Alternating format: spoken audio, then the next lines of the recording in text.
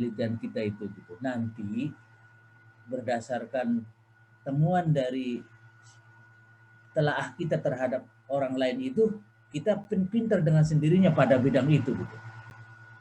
Sementara orang-orang yang masih generalis akan ketinggalan otomatis gitu ya. Dan kita nggak pengen meninggalkan mereka sebetulnya. Ini sih karena fungsi energi yang kita fokuskan, kemudian kita akan punya kecepatan lebih dan punya kecerdasan yang lebih dan bisa maju. Jangan sampai orang yang general kayak saya tuh lebih tahu banyak tentang politeness atau tentang speech act dibandingkan Imelda. Itu gagal namanya Imelda itu gitu. Ngerti ya maksudnya ya? Jadi jangan mau jadi generalis terus padahal dokter belum dapat. Sekarang harus jadi spesialis gitu. Baru kemudian boleh setelah dokternya ke bawah, saya udah bosen terlalu sempit, dilebarin lagi. Nanti cari uangnya juga mungkin ada alasan yang lebih leluasa gitu. Jadi gitu ya, ngerti ya. Jadi terlalu awal pengen jadi generalisnya itu harusnya bahkan waktu master itu udah mengarah ke spesialisasi gitu. Nah sekarang saya Restu ya, udah baca itunya. Menurut catatan saya kelihatannya lebih berat dan lebih useful kalau arahnya itu ke undak-usuk bahasa Sunda gitu ya enggak. Nanti mesin translation itu sebagai tool saja gitu, mampu nggak dia menghandle gitu aja gitu. Tetapi pada dasarnya materinya itu adalah materi utamanya adalah undang-usuk bahasa Sunda. Siapa tahu secara sosiologis ada perubahan apa di Sunda ini sehingga kemudian undang-usuk itu diam-diam ditawar-tawar oleh orang lain kan gitu. Undang-usuk itu sendiri in itself itu merupakan spesialisasi yang sudah lumayan lega itu ruang geraknya itu. Karena kesundaan itu sendiri rupanya antara Cianjur misalnya dengan Sukabumi dengan Priangan sendiri nggak tahu ada nggak pejuang Sunda Priangan yang masih perlu didengar omongannya kan gitu.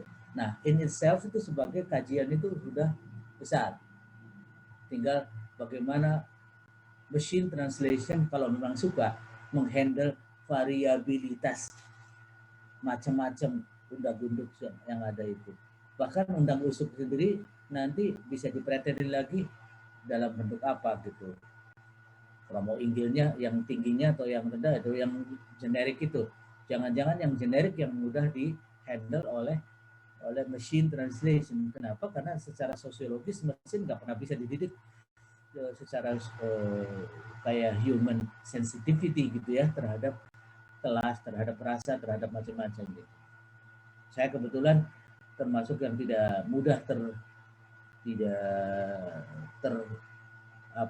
terkagumkan dengan mudah oleh teknologi karena teknologi di balik teknologi itu ada orang-orang yang belum tentu punya sensitivitas yang bagus dari segi linguistik kan belum tentu dia juga akan bergantung pada keahlian kebahasaan itu sendiri ya. Jadi fokus kedua machine translation-nya yang mau ditembaknya adalah sebagai materi, yang mau dikejarnya adalah undang-usuk bahasa Sunda gitu ya Restu ya. Ya, nah insya Allah dengan kesiapan tadi itu bisa energinya akan beda tuh melihat jadi melihat buku, melihat apa tuh karena ada komitmen di dalam hati kita dan luluskan dulu dokternya ya, saya akan di UPI insya Allah kalau umur saya panjang akan melihat Restu bagaimana nanti dokternya ujungnya kayak apa gitu kan gitu ya. Yusuf Ali gitu ya, semantik awal-awal saya semantik loss apa nggak apa-apa gitu. Semantik loss sebagai suatu gejala boleh diinikan, tapi pada dasarnya qiraah sya'azah itu yang kayak apa? Coba bisa dijelaskan aja. Baik, terima kasih Pak. Ya. Jadi pada periwayatan Al-Quran itu Pak, Al-Quran itu kan turun dengan bahasa Arab Pak. Ya. Kemudian dulu awalnya berupa bunyi-bunyi suara saja, belum ada tertulis begitu dan tersusun. Oke. Kemudian dalam perkembangan bahasa Arab itu hanya sekedar huruf-hurufnya, nggak ada titik-titiknya, nggak ada harokatnya begitu. Sehingga kemudian dalam proses transfernya itu banyak riwayat-riwayat begitu. Ya. Nah, pada pengkodifikasian atau pembukuan Al-Quran itu zaman Utsman bin Affan, ya. Syaratnya itu 3. Ya. Yang pertama harus ditransfer atau diriwayatkan secara mutawatir, banyak orang yang tidak mungkin melakukan kebohongan secara bersama. Ya. Yang kedua harus sesuai dengan penulisan Utsman bin Affan pada waktu itu. Yang ketiga tidak menyalahi kaidah kebahasa Araban begitu. Ya. Nah, yang kita baca sekarang itu adalah hasil daripada verifikasi periwayatan yang mutawatir. Sementara yang syadzah itu yang dianggap anomali itu adalah hasil daripada periwayatan yang tidak mutawatir. Jadi hanya beberapa orang begitu. Tapi secara kebahasaan tidak menyalahi, Pak. Okay. Nah ini ya secara kebahasa Araban tidak menyalahi, akan tetapi karena proses periwayatannya tidak banyak orang sehingga dianggap anomali. Makanya dalam mushaf itu tidak terekam begitu, Pak. Oke. Okay. Ya, dan ini tidak banyak orang yang tahu. Saya tertarik untuk meneliti itu karena boleh jadi ada beberapa kalimat yang kemudian berbeda dan memiliki makna yang berbeda sehingga kemudian ada hal yang kurang begitu. Seperti satu kasus dalam bacaan yang masyhur yang kita sering baca, Fasiyamu salasati ayyamin. Ya. Untuk kifarat sumpah itu berpuasa 3 hari. Di situ tidak disebutkan 3 harinya itu berturut-turut atau 3 hari secara terpisah. Hanya umum begitu. Ya. Tapi dalam satu qiraah, dalam satu bacaan yang ini dianggap tidak normal karena periwayatannya tidak mutawatir, tidak banyak orang, itu disampaikan fasiyamu salasati ayamin mutatabi'atin. Maka salah satu kifarat sumpah itu adalah dengan berpuasa 3 hari berturut-turut begitu. Ya. Nah, di sini kan ada kata yang hilang sehingga kemudian pemaknaan juga hilang begitu. Ya. Itu salah satu kasus dan banyak lagi kasus yang saya temukan, tapi memang cukup banyak. Di sini saya perlu spesifikasi ke arah mana begitu, Pak. Ya. Lebih mendalam. Bagus, maka klarifikasinya supaya enak masuknya karena ya. Jadi gini. Salah satu cara menyempitkan fokus untuk disertasi adalah case knowledge, pengetahuan kita tentang kasus. Nantinya, jangan dulu dipotong dulu ya. Jangan, jadi nanti studi kasus Pak. Betul, tapi studi kasus itu banyak sekali variasinya. Nanti kasus-kasus, nanti bisa terjemahnya, ini yang judulnya itu kasus-kasus anomali dalam pemahaman Al-Quran misalnya. Itu sendiri kan kalau dihitung nanti segera nih PR untuk Pak Yusuf adalah sesegera mungkin masuk ke dalam jumlah kasus itu. Kalau puluhan itu sedang. Kalau udah ratus-ratusan nanti perlu kategori panjang gitu ya. Tetapi pada dasarnya udah mulai kasus-kasus yang bermanfaat nantinya akan ada bahkan mungkin ada yang kalau dalam bahasa penyimpangan ini yang sifatnya akidah, ini yang tidak terlalu akidah, yang artinya masalah baik buruk saja, tidak menyangkut halal haram, yang menimbulkan kategori baru dari sisi diferensiasi, tapi wilayahnya udah jelas gitu, wilayahnya nanti semantik atau dalam bahasa Pak Yusuf ada istilah semantik loss gitu ya. Ya, itulah sebagai gejala kebahasaan itu tadi kejar di situ. Kemudian dalam Al-Quran kenapa ini terjadi dan kayak apa gitu. Nah, enaknya menurut saya Al-Quran itu meskipun untuk saya masih gelap, sangat-sangat clear karena melibatkan firman Allah ya. Jadi yang diyakini bermain-main kita yang rusak sendiri kan gitu ya, enggak yang akan batal pemahamannya macam-macam kan gitu. Jadi akan terpagari oleh iman kita, akan terlibat serius tentang ini kan gitu ya. Tetapi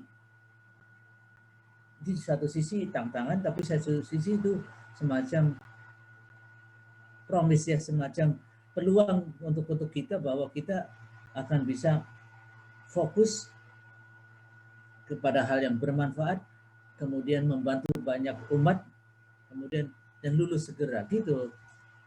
Ya, jadi ini niche special place kayak gini yang dicari ketika kita bingung-bingung merumuskan topik disertasi gitu.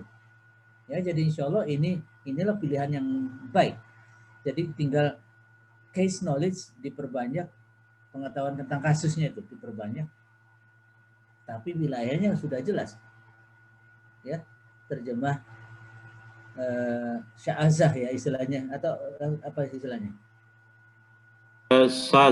Qiraah syazah, Pak. Qiraah syazah. Artinya qiraah yang anormali gitu. Oke. Nah, Baca. nanti yang anomalis itu ya nanti bisa dibedah kira-kira dari mana ininya sumber anomali itu. Dalam critical thinking analoginya itu misalnya ego itu bisa jadi orang sangat tidak kritis gara-gara itu misalnya gitu. Nah, itu juga mungkin seorang penerjemah ada persyaratannya kan, penerjemah Al-Qur'an itu. Ketika dia sangat membenci sesuatu atau sangat memuja sesuatu, disitulah mulai ada tantangan untuk bagi integritasnya gitu. Jadi akurasi itu bisa muncul ketika terbebas dari itu, tapi inaccuracy, kemelencengan itu bisa muncul gara-gara kita somehow terlalu mencintai atau terlalu membenci sesuatu sehingga kemudian mengintervensi balance of thinking kita, ya, keseimbangan cara berpikir kita dan sebagainya. Nah, ini jadi masuk ke semantik, tapi juga secara sosiokultural mungkin akan ada di dalamnya. Ya, jadi bisa rame, bisa seru dari segi metodologi. Ya, gitu. Kelihatan belum? Pak Yusuf kelihatan tidak fokus yang dimaksud. Kenapa saya makin berapi-api aja? Karena masuk. Jadi kan penafsiran Al-Quran tuh bagi orang awam sepertinya itu sangat normatif.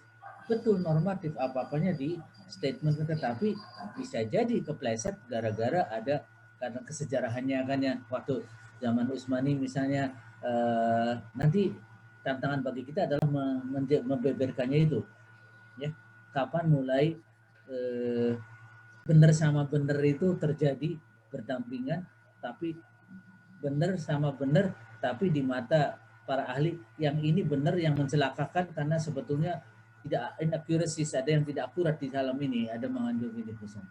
Yang gitunya tuh. Nah, nanti seru sebagai bidang garapan. Ya. Jadi sangat highly specialized, sangat spesialis ya. Kemudian untuk disertasi cukuplah untuk tingkat kerumitannya, insya Allah ya. Nah, jadi jangan ragu-ragu ya untuk selanjutnya kumpulkan kasus-kasusnya itu ya.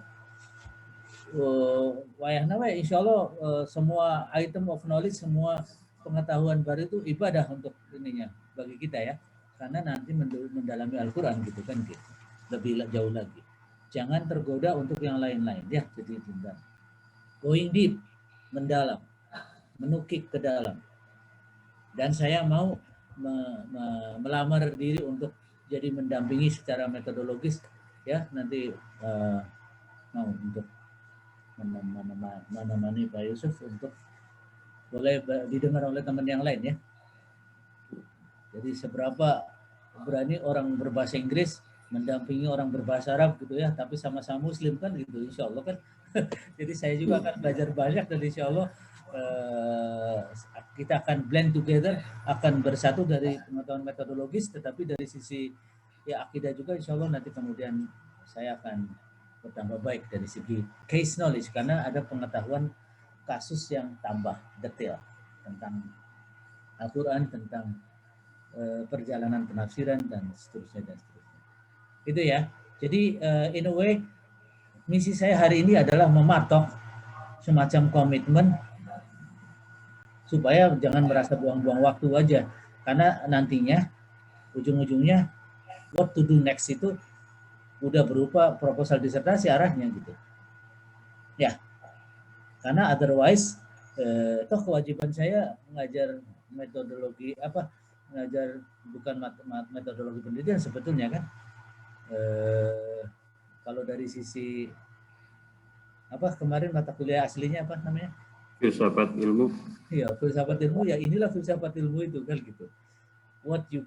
Apa yang kita anggap penting dalam ilmu itu, apa yang boleh ditawar, apa yang sifatnya individual, apa yang komunal, apa yang sangat preskriptif, ada yang deskriptif dan seterusnya gitu ya, lebih kayak gitu.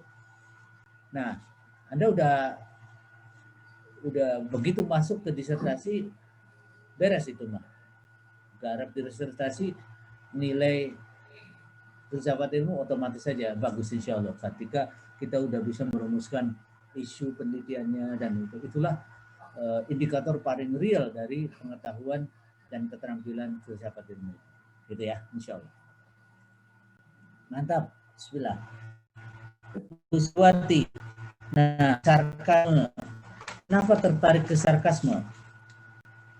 Nanti bisa begini ya. Kalau ini Bu Sriwati ini, saya menangkapnya pemalu banget ya. Jadi orang karena itu kayak yang nggak begitu happy kalau ditanya di depan publik ya. Tapi nggak apa-apa ya. Bismillah. Ini cuma 4 orang 5 orang gitu. Jadi bukan di forum besar. Nah, beliau tertarik ke sarkasme. Bisa menjustifikasi nggak kenapa tertarik, bahwa betul bahwa itu gejala anak-anak muda sekarang kayak gitu, tetapi saya suka ngomong begini kepada diri sendiri ya, tidak harus sama dengan harus ditiru. Waduh, repot banget saya kalau hanya mengetahui anak-anak mah kadang-kadang nggak berprinsip, nggak apa. Waktu saya mubadir banget untuk memikirkan apa yang disukai tidak disukai anak-anak muda yang notabene sebentar lagi tua, sebentar lagi nikah aja udah beda lagi situasinya, yang kayak gitu-gitu gitu. Apakah Ibu Sriwati memang tertarik secara strategis memikirkan bahasanya anak-anak muda itu? Artinya secara sosiologis mau membangun ekspertis ke situ gitu. Terima kasih Prof. Ya. Maksud saya begini, sarkasme itu sekarang sudah membudaya sekali menjadi akar anak-anak muda. Sedangkan mereka itu kan calon-calon pimpinan pengganti. Kalau tidak cepat ditemukan jalan keluarnya, dipanggil kembali kepada arah yang baik, khawatirnya nanti menjadi sebaliknya, bukan pengganti tetapi malah merusak negara begitu. Jadi nanti berkembangnya akan ke arah agama yang diprioritaskan kepada generasi muda, terutama di daerah-daerah sekolah didapatkan agama ditambah, begitu rencana saya, begitu Prof. Oke. Nah, berarti nanti melibatkan narasumber gitu ya? Gitu. Iya, kan? iya. Ya, boleh kalau itu jadi gejala ini merisaukan, kemudian mulai mengidentifikasi narasumber yang pantas bicara gitu, kemudian nggak apa-apa selama ini studi yang dari depan sudah membangun komitmen untuk mewawancari orang-orang tertentu, itu seperti belum ada tempat yang cukup untuk disertasi, tetapi kita bisa fight for it ya, kita bisa memperjuangkan itu, karena otherwise pemikiran-pemikiran itu seperti tertelan oleh waktu, kemudian tertelan oleh masa dan populasi ya, karena kebanyakan orang itu nggak mikir, kemudian pemikiran baik itu bisa hilang gitu aja gitu kan gitu. Jadi salah satu purpose-nya adalah mengangkat ke permukaan pemikiran-pemikiran yang baik supaya fungsional. Kan ada orang yang disebut puritan, orang yang memang memahami sesuatu itu sampai ke detailnya, kemudian mau jadi wasit lah terhadap keadaan kan gitu ya enggak. Kalau dia punya kekuasaan, dia juga berani mengatakan bahwa ini salah, ini kan. Kayak dalam bahasa Indonesia orang-orang kayak Yus Badudu yang kayak gitu-gitu ya. Nah, kayak gitu-gitu. Jadi itu ada semangat Puritanism. Ya, jadi ada puritan, jadi militan orangnya gitu kan. Nah, yang kayak gitu-gitu gitu. Memang kalau di sekarang sih, kalau generasi sekarang sih Menteri Agama juga nggak boleh saya nyebut-nyebut Menteri Agama. Pokoknya dunia keberagaman kita juga sudah bedakan, sehingga kemudian kebahasaan juga beda. Kemudian juga kalau ada yang mengkhawatirkan dalam pengamatan kita juga wajar aja, tapi nggak boleh dibiarkan begitu saja, kan gitu ya nggak?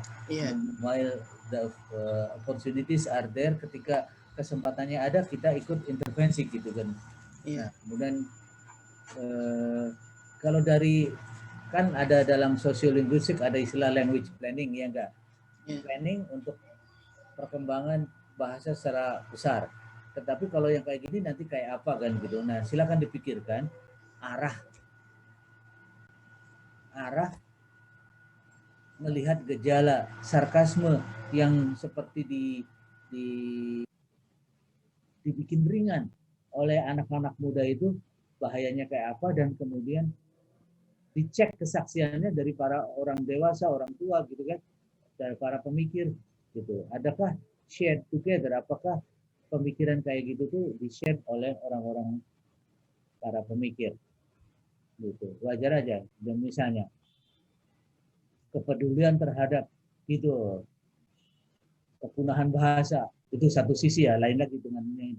Kepedulian terhadap misalnya sensitivitas bahasa, titik tua misalnya tinjauan yang gitu-gitu, boleh kayak gitu arah judulnya, sehingga kemudian kelihatan itu narasumbernya siapa yang dipakai dan seterusnya. Saya kira nggak apa-apa itu ya sebagai fokus disertasi. Yang pasti bedanya dengan yang non disertasi adalah bagaimana kita mendudukkan isu dan bagaimana dan perspektif, dan bagaimana kita menggelar studi ini secara keilmuan kan gitu. Nantinya saya bersedia mendampinginya melalui mata kuliah ini. Kalau gitu isunya kayak gitu, kemudian narasumbernya siapa, sampelnya apa, dan pertanyaannya kayak apa, dan seterusnya. Nah, saya rada nge-push hari ini karena ujung-ujungnya akan ke sana. Kalau itunya nggak dipastikan terus fokusnya, nantinya ya udah aja sama aja kan kursus metodologi biasa aja yang umum-umum aja gitu. Nah, saya merasa tidak banyak waktu kita untuk membiarkan waktu yang berharga itu terbuang begitu saja. Gitu ya? Ya, terima kasih. Oke. Nah,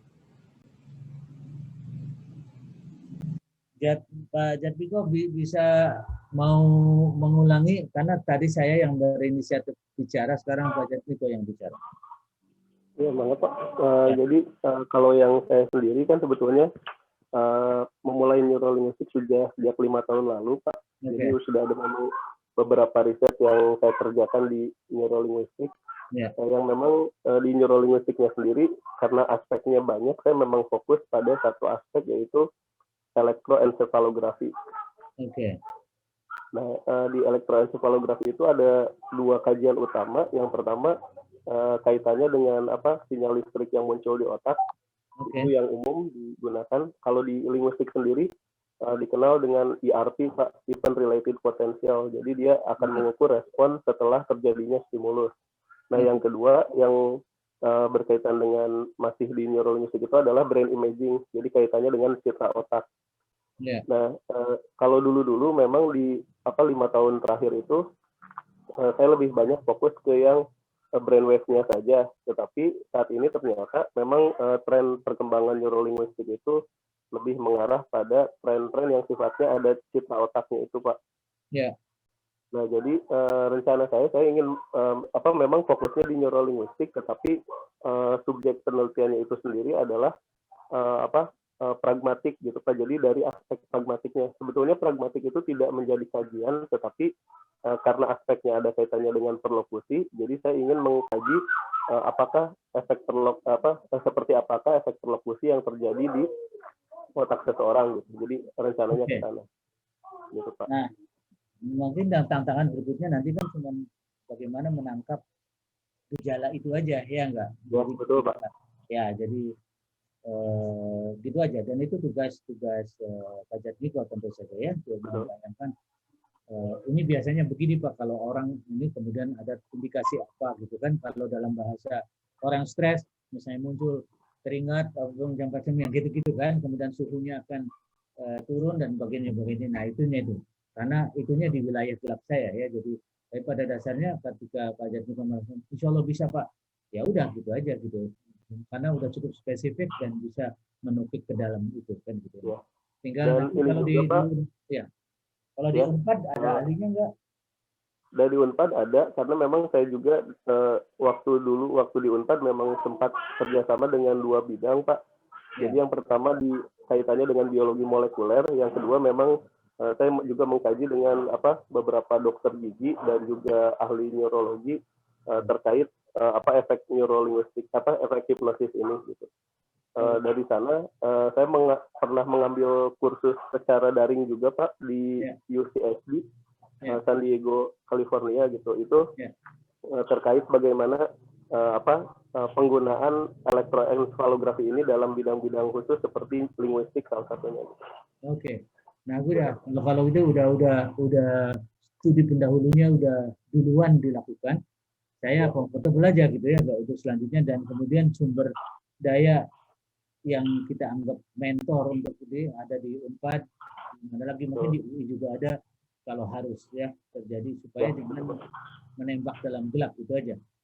Kalau saya sederhana aja, disertasi yang baik itu berdaya guna gitu, temuannya bermanfaat dan kemudian bisa orang lain akan mengaji apa temuan dari kita itu, bukan sekadar mengkonfirmasi atau diskonfirmasi yang umum-umum aja gitu kan gitu, karena ini kita modali dari segi waktu, dari segi ekspertis, dari segi yang lain-lain kan gitu ya. Insya Allah akan bermanfaat pengetahuan. Bagus. Jadi nanti untuk selanjutnya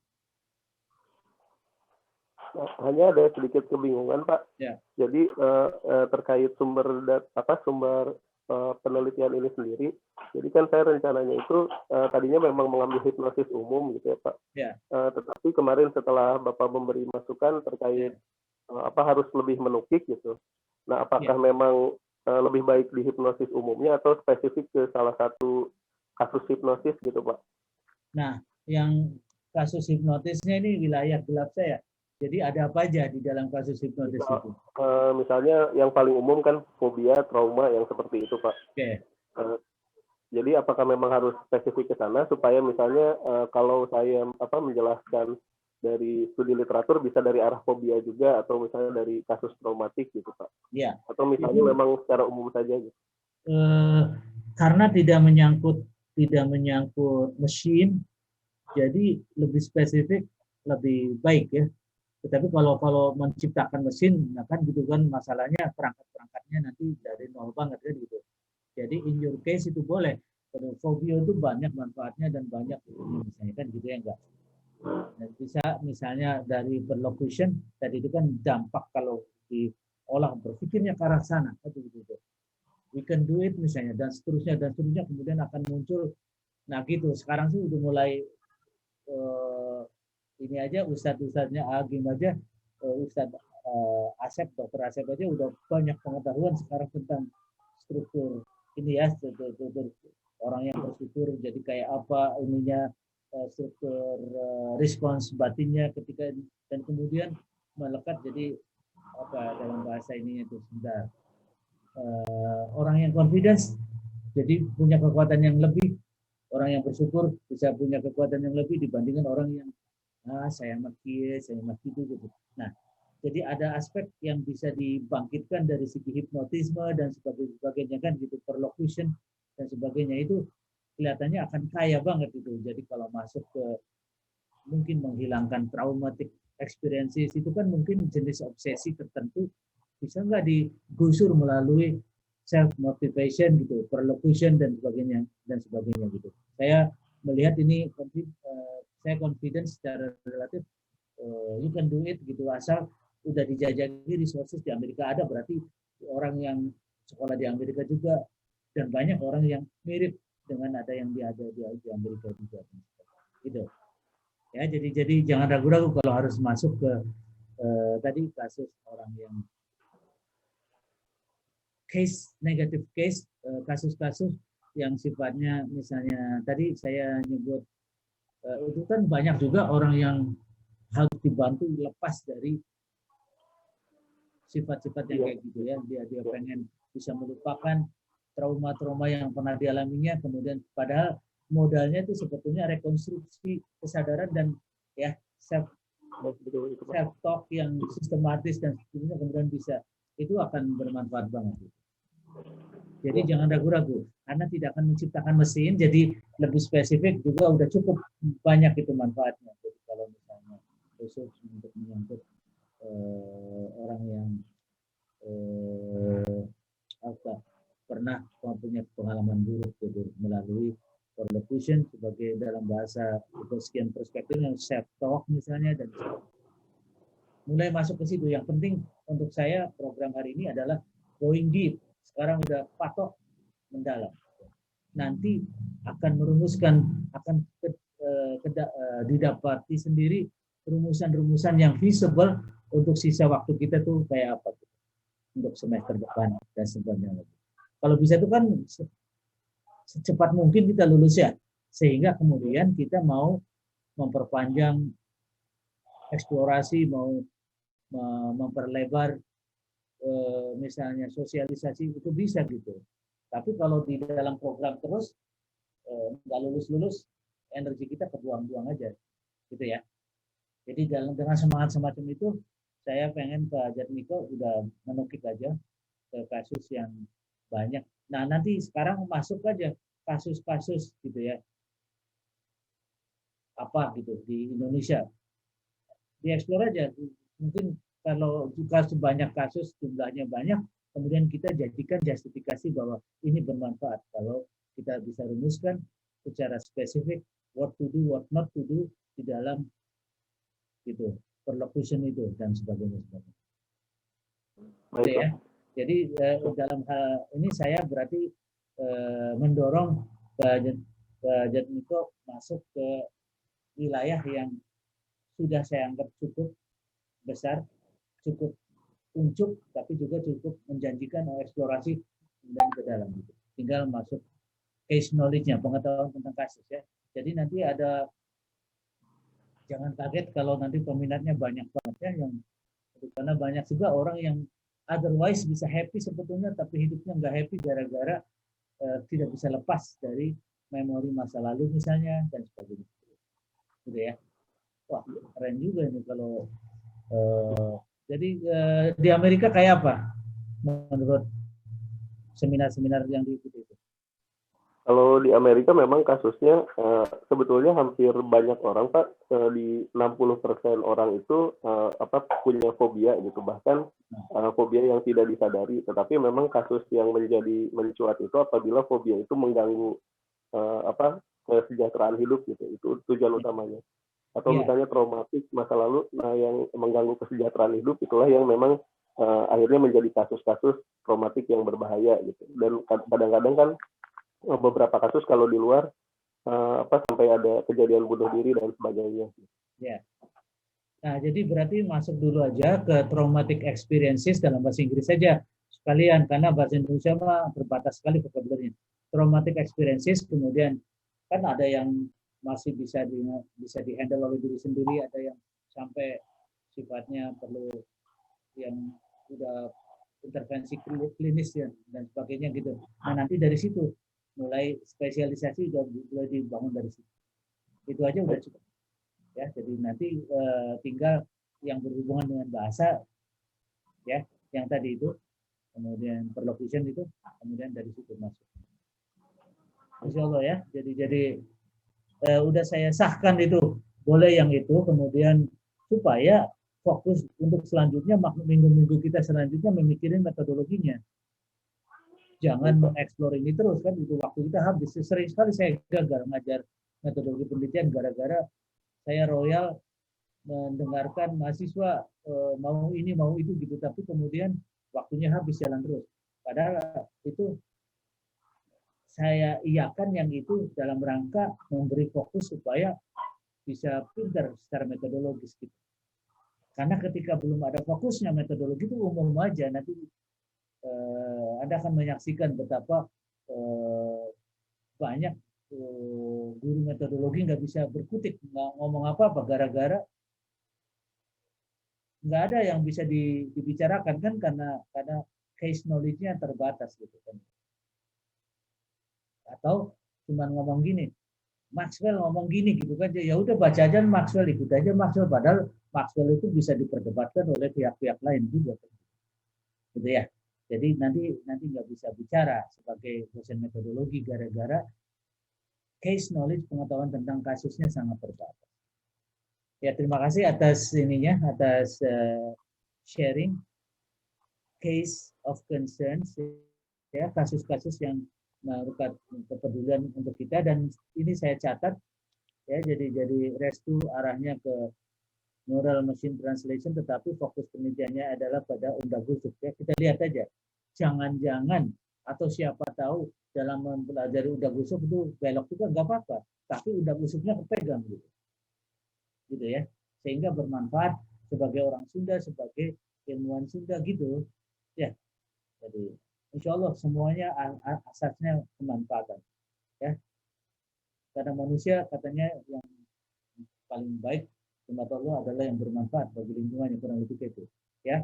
Pak Yusuf juga sama, jadi nanti betapa aliran macam-macam nanti bisa ditangkis dengan penjelasan gitu kan gitu. Oke, mungkin kepesetnya di daerah sini nih, dulu juga waktu zaman Rasul ada begini begitu kan ya.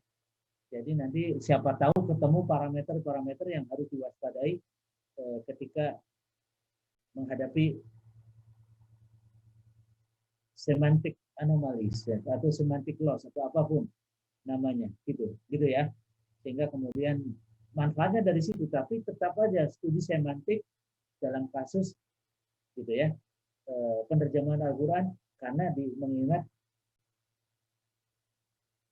perjalanan waktu yang panjang dan berbagai aliran yang masuk ke dalam penerjemahan Al-Quran itu jadi sudah cukup besar. Sebagai, jangan merasa terlalu sempit, itu cukup besar. Dan perbenaran, bila perlu suatu ketika kalau COVID sudah selesai, kapan-kapan kita ke Al-Azhar ya, jadi kita lihat lagi Al-Azhar punya apa kan gitu. Saya ke Al-Azhar dengan minat yang sangat terbatas waktu itu, jadi nggak banyak yang datangnya dari Amerika lagi kan, jadi pikirannya sangat Amerika gitu, datang ke Al-Azhar tapi dengan perspektif Amerika. Jadi sekarang jadi orang Indonesia merasakan betul, waduh, kenapa waktu itu nggak sempat ngobrol-ngobrol apa dengan ahli yang ada di Al-Azhar kayak gitu. Ya, Imelda sama, jadi fokus, getting fokus yang penting, dan Ibu Sriwati juga sama. Sekarang udah kelihatan, tinggal what kind of study, jenis studi kayak apa yang secara metodologi terdukung dengan baik gitu. Terjemahan berikutnya untuk kita ya. Ya Pak. Ya. Setelah sudah menentukan fokus. Nah, nanti saya akan masuk sekarang, nanti jam 9. Ini sebetulnya saya sebagai anggota Senat harus ikut wisuda, tetapi saya kira sesi ini demikian penting untuk saya sehingga kemudian wisudanya mau terlambat aja sebentar ya. Saya akan mengurusi ini dulu karena it is high time ya, bahwa kita harus masuk ke, setelah menyepakati fokus, kemudian going deep-nya mau gimana? Apa yang harus dilakukan supaya mendalam? Kita pengen cepat-cepat dengan sadar membangun expertise berdasarkan minat, berdasarkan hitung-hitungan yang dengan sadar, kemudian dikawal gitu. Bukan orang-orang kebetulan gitu, ngerti nggak maksudnya? Jadi kita merumuskan ini sebagai bagian dari expertise development, sebagai kepakaran, perkembangan kepakaran kita sendiri. Gitu ya. Oke. Ya, insya Allah dengan pengantar semacam itu kita masuk sekarang ke metodologinya ya. Nah, tapi research question mulai ya sudah harus dicoba. Research questionnya harus dieksplisitkan dalam bentuk pertanyaan, karena dari situ ujung-ujungnya buang waktu tidak buang waktunya kita dalam eksplorasi selanjutnya adalah whether or not kita bisa merumuskan pertanyaan penelitian yang cukup lentur, tidak terlalu sempit, tidak terlalu mekar, terlalu lebar gitu. Kalau terlalu lebar nanti dapatnya informasi yang sangat ece-ece, tetapi kalau terlalu ketat itu jangan-jangan kita salah fokus, bisa aja dari jawabannya iya atau tidak aja gitu kan, terlalu ketat, terlalu ini. Jadi ini ada seninya. Nanti tugas untuk minggu depan bila-bila tulis sekarang. Pertanyaan penelitian yang mau kita bikin aja 3 atau 1 atau 2 atau 3 sebetulnya ya. Tetapi saya bilang 3 itu supaya otak kita ikutan mekar gitu ya, gitu. Coba bikin 1 dulu, kemudian diutik-utik jadi lahir yang kedua, kemudian ketiga research question. Ya, selama ini itu kan baru difokuskan ke dalam area of interest, ya enggak? Tapi what of it, persisnya apa yang mau dicoba kejar itu gitu. Ya Pak Yusuf, Pak Jatmiko, Pak Sriwati, Ibu Imelda dan Pak Restu, untuk selanjutnya beranikan merumuskan dalam research questions. Nanti kita akan menimbang benarkah ujungnya akan kayak gini. Yang kita sebut expertise itu gitu. Kalau terlalu sempit, kalau misalnya kita bicara tentang telinga ya, ahli telinga, tapi telinga sebelah kiri saja, waduh, menurut saya terlalu mewah kalau cuma sekedar begitu ya. Kita harus tahu dulu temuan apa bedanya kiri dengan kanan. Kalau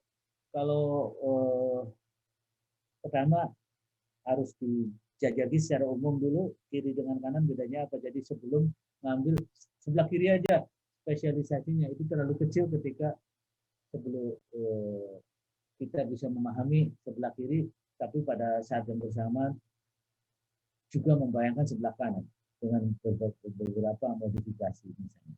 Itu ya, jadi artinya not too narrow, not too wide. Degree of fit, tingkat kecocokan yang pas itu untuk disertasi kayak apa.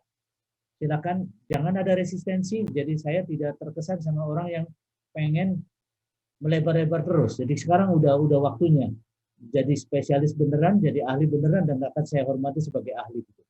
Tinggal fokus, setelah ada fokus, tunjukkan pada saya bahwa secara metodologis orang ini bisa jadi ahli. Gitu ya, jadi berpikirlah metodologis setelah itu. Karena mata kuliah ini akan membantu kita sebagai desainer terhadap penelitian disertasi kita itu sendiri. Gitu ya. Oke. Silakan barangkali ada komentar dulu sebelum kita masuk ke hal yang lain.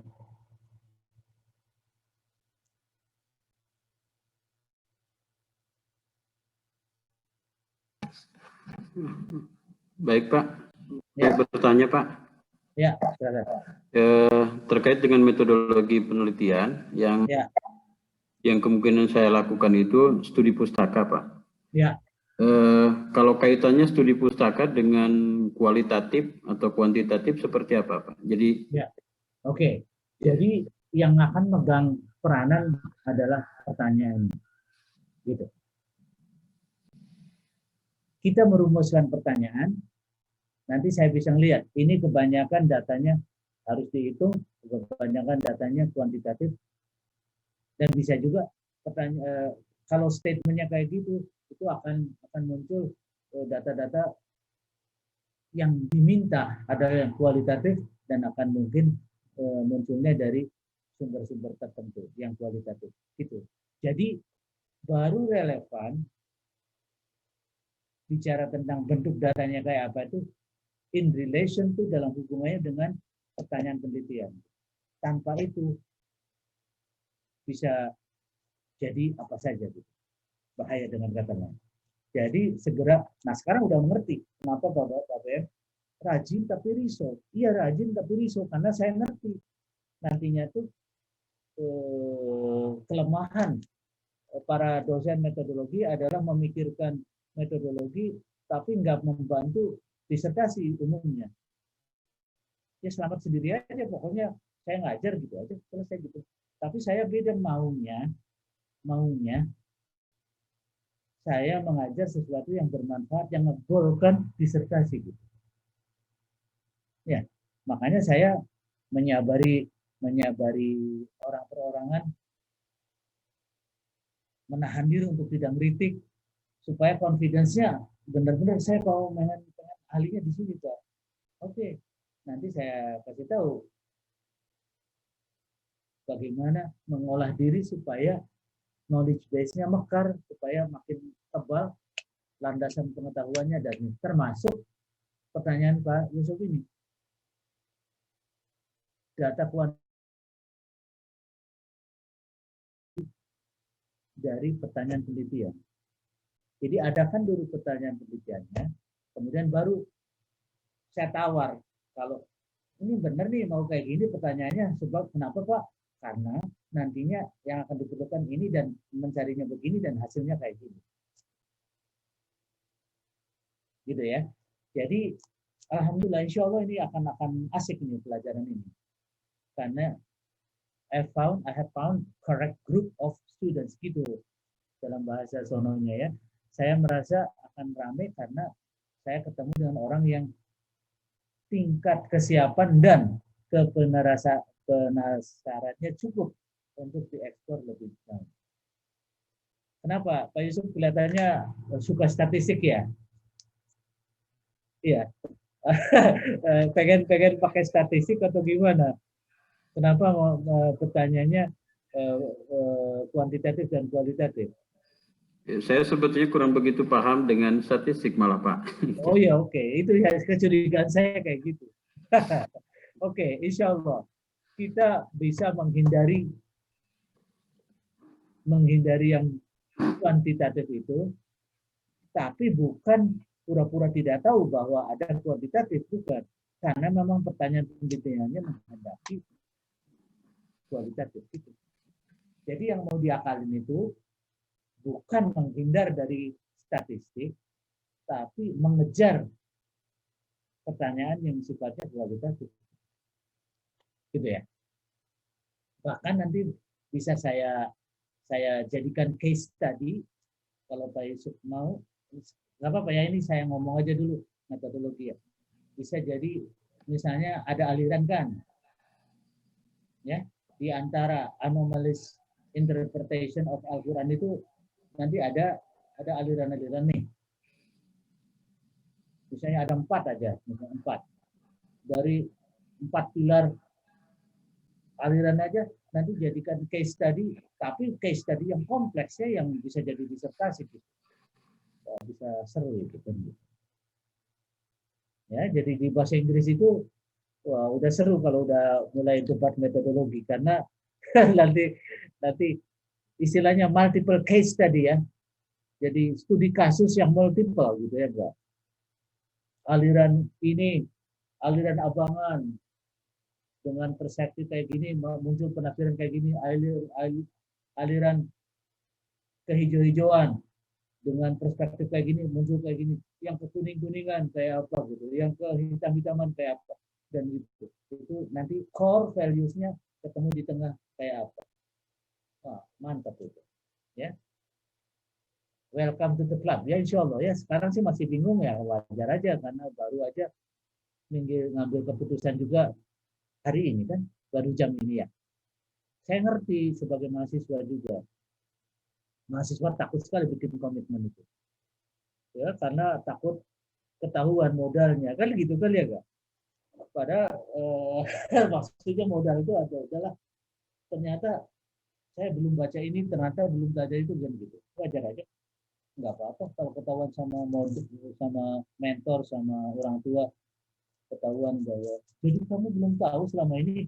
Belum Pak, ngapain aja ya gitulah, mungkin ngantuk, mungkin sebagian main apa, tapi memang belum tahu. Kemudian dikasih tahu, pelajari, ditekuni, mantap, lulus. Pelajari, tekuni, mantap, lulus. 4 langkah aja. Dr. Restu. Oh, keren kan? Wah, Pak Restu, siap nggak jadi dokter nih sebentar lagi? Ya, tapi harus diperkuat ininya ya. Pertama fokus, kedua knowledge base-nya, pengetahuan tentang kesundaannya dalam hal ini udah busuk karena sosiolinguistik apa gitu-gitu, kemudian sosiologi kayak apa, kemudian udah begitu udah kukuh, selebihnya metodologi. Sampai metodologi itu kita nantinya mau nanya apa juga ada jawabannya insya Allah gitu ya. Ya, the same principle applies to Bu Sriwati. Tenang aja gitu ya, enggak. Nanti akan dibantu metodologinya, tapi carikan fokus yang berharga untuk pengembangan karir Bu Sriwati sendiri gitu kan, supaya jangan investasinya mahal, tetapi istilah mahal itu kalau untuk beli gini mah nggak usah saya ngasih yang semahal itu kan gitu misalnya, karena itu hanya maksud saya. Iya, Bro. Ini resources yang berharga yang akan kita tumpahkan ke metodologi untuk mengerjakan masing-masing proyek ini. Insya Allah, siap. Gitu. Ya, Pak Janiko juga sama. Jadi ketika ini saya melihat kemanfaatannya tinggi, Pak Janiko ya, kalau kita bisa mendongkel basisnya orang yang misalnya menghukum diri sendiri terlalu lama gitu ya, kemudian padahal basis secara ininya juga nggak ada gitu kan gitu, kemudian orang tuh dibebaskan dari tekanan-tekanan yang tidak perlu itu, kemudian sehingga bisa mensyukuri hidupnya dengan baik, karena eventually hamba yang bersyukur pada Allah Subhanahu wa taala itu jelas potensinya hamba yang lebih baik kan gitu. Makin disayang Allah juga selanjutnya. Tapi bukan mustahil orang yang traumatik experience mengalami trauma itu memikirkan dia seperti sedang dihukum oleh Tuhan gitu kan, bisa berkepanjangan. Nah, pada titik itu kita harus menyelamatkannya,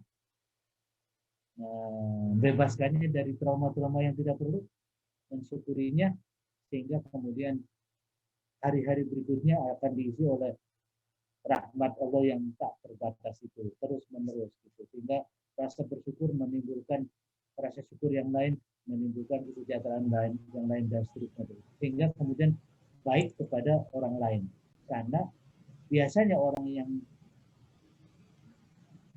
menderita itu tidak begitu siap untuk berbaik kepada orang lain, bermanfaat bagi orang lain gitu, kecuali dalam liputan rasa syukur kepada Allah Subhanahu wa taala. Kurang juga gitu ya pemahaman saya.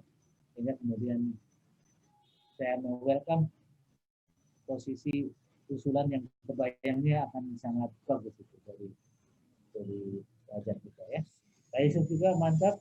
Nanti boleh dibuat multiple case. Nanti Pak, bagaimana kalau multiple case, ada aliran Pak di sini teh? Oke, kasih tahu saya ada aliran apa saja. Kemudian gitu. Nanti jadikan multiple case. Dari sisi metodologis. Anomali itu bisa diibaratkan semacam karena awalnya satu, tapi karena dilihat dari berbagai ini, kemudian kayak gajah itu, ya enggak, karena gede banget, kemudian bahkan belalainya sendiri aja itu bisa melihat, memegang belalainya aja bagi orang buta itu bisa mengasumsikan ini gede banget, itu binatang apa, kayak apa ya, padahal itu baru belalainya aja kan gitu yang itu. Nah, nanti dengan pengetahuan tertentu kita bisa membuatnya multiple case study misalnya, tapi gejala semantic loss atau apa itu istilah yang mau dipakai, kemudian ke dalam penerjemahan Al-Quran ada alirannya, kemudian compare and contrast aliran A, B, C, D, 4 misalnya. Oh, itulah daging disertasinya itu secara metodologis bisa ramai. Tinggal siap-siap aja membaca kontennya yang mantap, secara metodologis nanti saya dampingi gitu ya. Wah, kelihatannya merasa tertantang banget ya Pak Yusuf ya. Atau malah takut? Enggak ya? Enggak, Pak. Enggak, bagus. Ya, nanti Tamatan Timur Tengah berduet dengan Tamatan Amerika. Wah, sama-sama bisa seru itu. Dipasnya itu ya. Bismillah ya. Ya Pak, siap. Oke, Imelda, gimana? Silakan mau bicara apa, Sok? Buat research question, saya udah merumuskan sih beberapa, Pak, tapi masih belum yakin sih sama kata-katanya, jadi masih diulik-ulik lagi kata-katanya. Ya, Soalnya, bagus. Ya, bagus. Nanti jangan ragu-ragu. Ini kan masih biasa saya minta masuknya itu kan di akhir pekan ya, misalnya. Itu seminggu cukup lah. Pertama masuk aja dulu ke studi. Kalau kita lebih dekat ke sebut aja politeness misalnya, ya studi tentang politeness khusus, jadi memfokus ke situ, atau studi tentang pragmatik atau apa yang kita menganggap paling dekat gitu ya. Ya speech act misalnya ya gitu masuk. Kemudian itu ladies and gentlemen, saya akan mengatakan lebih hati-hati tapi juga lebih jelas, tidak ada hak ciptanya. Yang nggak boleh itu nyontek. Ya. Kita membaca kemudian mereformulasikan pikiran itu nggak apa-apa itu. Ya. Nyontek itu ketika kata-kata itu 2-3 kata berturut-turut kita sama persis, itu baru disebut nyontek. Kita baca formulasikan tanpa lihat teks, itu udah pikiran kita sendiri. Oke ya. Ya. Bismillah aja. Sriwati juga sama ya. Jadi sekarang studinya menyangkut nanti narasumber ahli gitu ya, kebahasaan. Nanti ada orang yang arahnya ke moralistik gitu ya, enggak. Kenapa begitu Pak? Karena sarkasme itu mungkin ada orang yang mengatakan bahwa kasar itu perlu Pak. Iya perlu, tapi untuk orang tertentu pada momen tertentu gitu. Nah itu pertimbangan moral tuh. Kemudian ada pertimbangan apalagi, hukum apalagi, dan sebagainya. Sehingga nanti dari berbagai ahli keahlian. Sekarang berpikirlah dalam bentuk narasumber datang dari berbagai keahlian. Iya, insya Allah Pak. Mungkin ada forensik linguist misalnya. Kalau ada ya, Indonesia tuh ada ahli forensik linguistik siapa? Prof. Amin. Ya Amin itu, Pak Amin tuh ya ahli pragmatik gitu, tapi ya nggak tahu saya seberapa terakhir dia mengenal forensik linguistiknya itu, maksud saya kan gitu kan. Nah kalau bisa ada nggak orang yang disertasinya itu gitu misalnya. Ya, dan Pak Amin punya keahlian yang lain kan di birokrat ya enggak. Jadi nanti nggak cukup waktu untuk bisa ditanya-tanya. Iya, Prof. Insya Allah. Ya itu yang dimaksud ya. Jadi dan mungkin di UI ada barang 1-2, di Unpad ada 1-2, nggak apa-apa kita suratin saya menulis disertasi ke arah sini gitu. Kalau di Amerika mah dilakukan aja. Kami sedang mencari narasumber ahli gitu. Wondering kalau Bapak bersedia suatu ketika ditanya-tanya gitu. Gitu. Di Indonesia saya kira para ahlinya santun-santun, tidak akan mengatakan berapa yuk mau bayar, katakan mahasiswa paling bayar ya beasiswa Pak, beasiswanya 15 juta satu SPP-nya 1 tahun, nah untuk Bapak aja semua gitu kan, segitu-gitunya. Tenang aja gitu, pokoknya jangan takut ditagih ya. Pokoknya di Indonesia tidak akan hitung-hitungan uang, insya Allah. Gitu ya. Jadi kalau harus forensik linguistik yang disertasinya forensik linguistik, berani enggak? Kenapa Pak? Bapak kok suka ngomong disertasinya? Ya karena disertasi itu puncak kepusingan manusia gitu. Ya. Jadi asa tega-teganya orang misalnya disertasinya tentang misal apa gitu, tapi mengklaim keahlian di tempat yang lain gitu. Padahal orang yang paling pusing adalah penulis disertasi gitu. Gitu. Jadi kalau undak-usuk ahlinya siapa bahasa Sunda, ya harus restu karena dia yang pusing-pusing berbulan-bulan memikirkan undak-usuk bahasa Sunda, kenapa ada gini, kenapa gitu. Jangan definisinya asal orang Sunda aja bisa ngomong berarti ahli bahasa Sunda gitu. Jangan. You will learn later dari kenyataan dari mulai minggu depan akan dibuat Anda sebagai ahli gitu. Kemudian, oh bener nih, saya ahli. Pusing banget ya jadi ahli gitu. Karena akan dibuat mendalam studi. Gitu. Oke? Bismillah. Nah, silakan ada pertanyaan enggak? Karena untuk selanjutnya nggak boleh salah paham. Selanjutnya saya mau hitung-hitungan waktu. Untuk selanjutnya saya mengantar sampai di sini ke fokus. Selebihnya fokus ke metodologi dan ke pengayaan pengalaman sebagai mahasiswa dokter. Pak, tadi kan Bapak bilang kalau partisipan saya 10 orang terlalu sedikit. Karena saya menggunakan kualitatif, apa kalau misalnya saya 30 orang terlalu banyak, apa bagaimana Pak? Oke, gini. Ada dua, nah ini pertanyaan metodologis. Secara metodologis, jangan takut sama partisipan jumlahnya banyak. Pak, ada 1000, ya oke, 1000. Kalau 1000 orangnya, saya akan bikin kuesioner dulu. Kuesioner itu, saya sebar ke 1000, yang datang 700. Jangan takut, 700. Oke. Setelah saya baca, apalagi sekarang ini pakai komputer segala, tinggal 200, tinggal 350.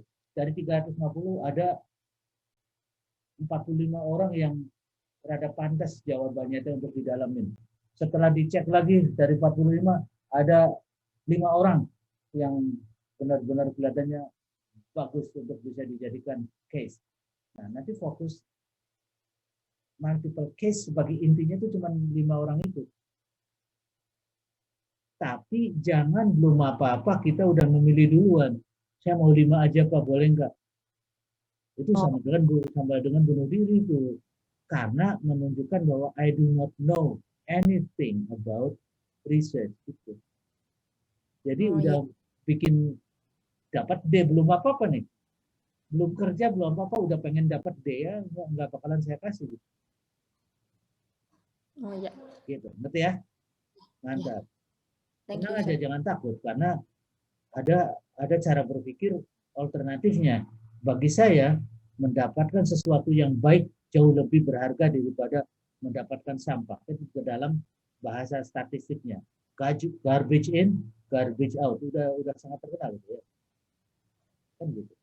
Tapi jangan terlalu awal. Bagaimana kita tahu bahwa yang datang dari mulut dia itu nanti mutiara semua? Ya udah melalui 3-4 ayah kan Pak, udah melalui seleksi berkali-kali. Gitu ya, ngerti ya? Ya. Ya. Nah, itu Sriwati, jangan takut ya. Ya, siap. Ini ilmu metodologinya tuh yang akan mantap ya. Insya Allah. Akan didampingi gitu. Ya. Ya, terima kasih. Pak Restu tidak takut kan? Ahli Sunda, wah banyak lah gitu. Jangan orang yang bisa bahasa Sunda. Saya sangat tidak termasuk di situ karena saya bahasa Sunda aja lepotan kan gitu. Tetapi ada orang yang bisa bahasa Sunda, ngerti metodologi dan ngerti sosiolinguistik, ngerti apalagi baru masuk kemudian tim pakar untuk undak-usuk bahasa Sunda. Mungkin sosiolog, ya sosiologinya harus mantap. Ya, Pak Jatmika juga sama ya. Nanti mulai minggu depan bikin aja 3 pertanyaan penelitian. Kemudian pertanyaan penelitian di sebelah kiri pakai tabel lah ya. Kemudian sumber data apa, jenis data yang diperlukannya apa, kotak kedua. sumbernya dari mana. Gitu aja tuh. Cuma 3 kolom aja. Ya. Pertanyaan penelitian, kemudian sumber datanya apa? Prof, bisa diulang, Prof? Bentuk datanya apa? Sumber datanya dari mana? Dan dalam hal ini jangan berpikir dulu tentang susah tidak susah. Jadi semua yang kepikir masukin aja dulu ke kolom-kolom itu.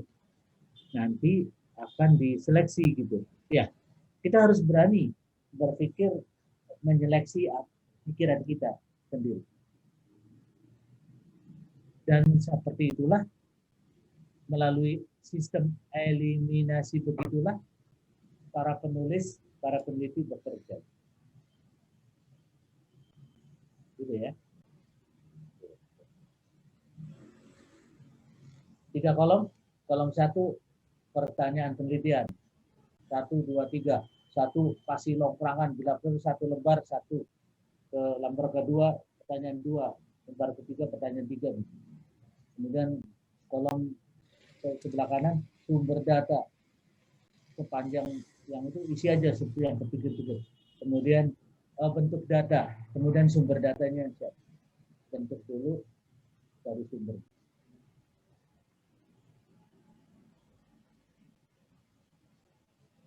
Nah mungkin Pak Jatmiko itu bisa seru itu karena jenis mimpi, ketakutan itu bisa aja ditanyakan itu. Ya, kemudian dan ada juga asumsi di dalam bidang itu ada kadang-kadang ketakutan itu kita sendiri yang buat.